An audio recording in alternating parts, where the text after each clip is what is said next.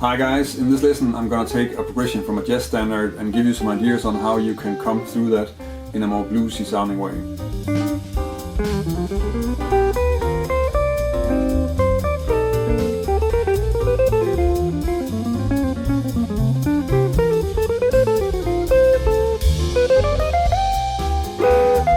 Blues is an important part of jazz, and being able to comp in a bluesy way is a very useful skill, if not essential, for any jazz player. In this lesson I'm gonna go over the first chords of There's No Greater Love and show you some different ways of making a more bluesy sounding comp on those chords. Let's just first look at some voicings. The first chord is a B flat major 7.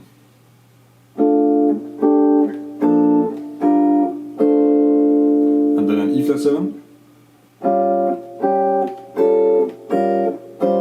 Notice that I'm using a sharp 11 here, because that's what fits in the song. An A flat 7 also with a sharp 11. And then a G7 altered.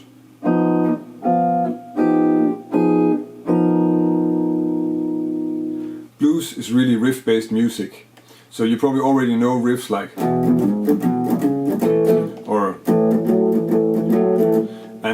these are essential to guitar blues, and you want to have a similar approach when you're trying to make comping on a jazz standard sound bluesy.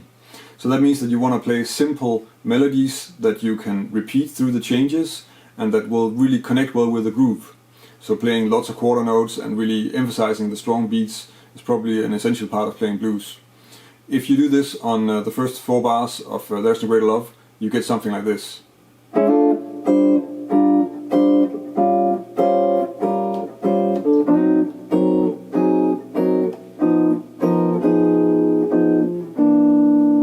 So the riff I'm using here is really simple. It's just these 4 notes. And on the first 2 chords I can play them just do the changes without really changing the melody at all.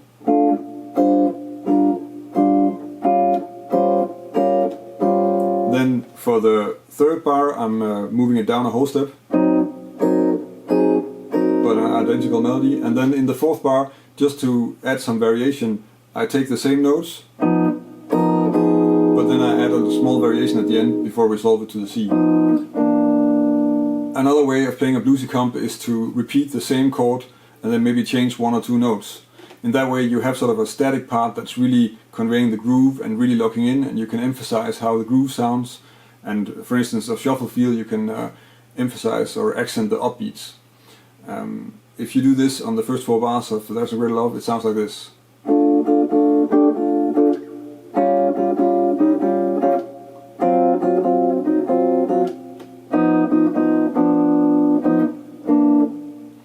So I'm just repeating the first voicing all the time and then changing the melody, so I have this melody on top of it, and then just trying to really get the whole groove across. You almost don't need to hear anything else when you have. And the way I'm moving it through the chords is fairly simple, there's no real mystery there. As you can tell, I did that in the previous example as well. In the 4th bar I changed the riff, and I'm kind of doing that because when you're playing riffs you want to have a riff that's also giving away the form of the piece. So every 4 bars you want to sort of set up that now we're coming to a new section in the song, in the same way that a drummer will maybe add a fill after 4 bars or after 8 bars. So that's why I'm doing that. That's something that's going to be in all the examples. A third approach would be to use sliding passing chords. So if you are going to a chord, you will take the chord that's half step below it and slide into it. If I do that, it sounds like this.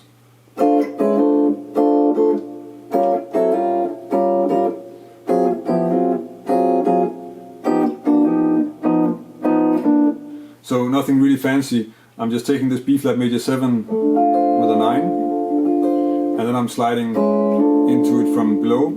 So first just the chord and then sliding into it, and then I'm repeating the chord just to convey some groove. And that idea is just taking through the changes. So on the B flat 7, A flat, and on the G. And then with a different ending just to emphasize that we're at the end of a 4 bar period. So if you combine those 3 approaches into one example, you get something like this.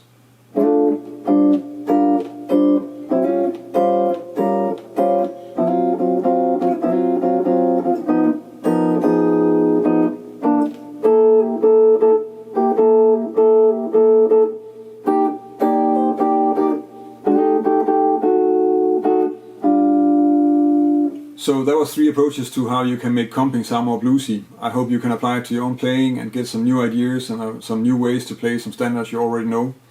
If this is the first time you see one of my lessons, you can of course subscribe to my channel. I upload a new lesson every Thursday, and I've been doing this for 2 years already, so there's a lot of lessons on my channel covering most aspects of improvising and jazz guitar. If you want to download a PDF of the examples that I went over here, you can go to the article on my website that's accompanying this lesson. In there's a PDF download of the examples. If you have any comments or ideas, suggestions for topics, things I should do differently, then leave a comment on the video or connect with me on social media. I'm on Facebook, on Twitter, Instagram, Google+.